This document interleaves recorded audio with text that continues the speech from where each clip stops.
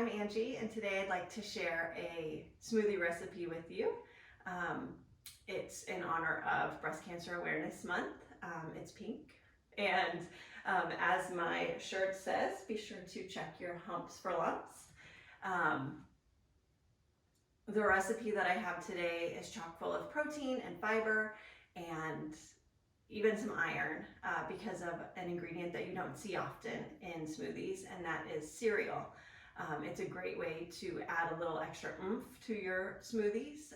I'm using Honey Nut Cheerios today for a touch of sweetness and also for the extra iron.